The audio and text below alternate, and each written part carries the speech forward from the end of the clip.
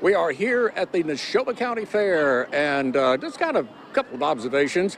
I've not seen a whole lot of kids walking around like this, looking at their iPhones.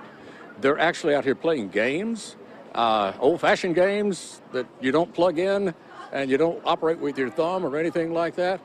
Baseball and frisbees, a lot of football going on yesterday. And the cabins, I will have to tell you this, the cabins have changed since the first time I came to the Neshoba County Fair.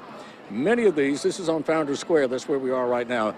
Many of these have been rebuilt. Matter of fact, let's go crash somebody, Justin. Let's just walk right up here on the porch and act like that it's okay for us to be here, because it usually is okay for us to be here. All right, let me interrupt your conversation. I'm going to scoot right in here beside you, too, and sit down. And it's not really all that rude. I did tell him I was coming up here a little earlier. Tell me your name. I'm Jeanette Mars. Jeanette Mars. Jeanette, you were telling me that this cabin was not the first cabin that I saw on this spot the first time I came to the fair. Tell me about the rebuilding of it. Well, the foundation to the cabin were 4 rocks, one on each corner of our duplex.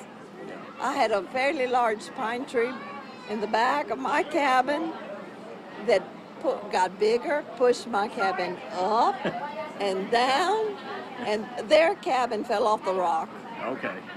So for years we had been trying to decide when to rebuild, tear the thing down, and no two people could decide to agree or even consent to it.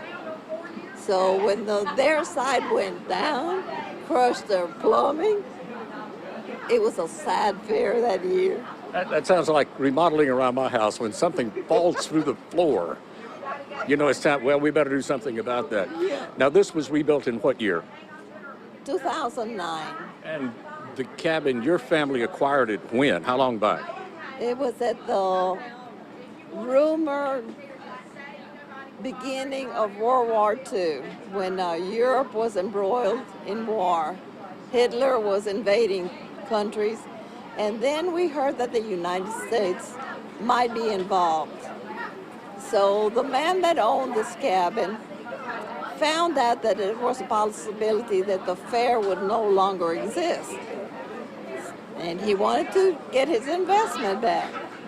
At that time, my in-laws had a department store in downtown Philadelphia, and he thought he knew the right person to sucker. And so y'all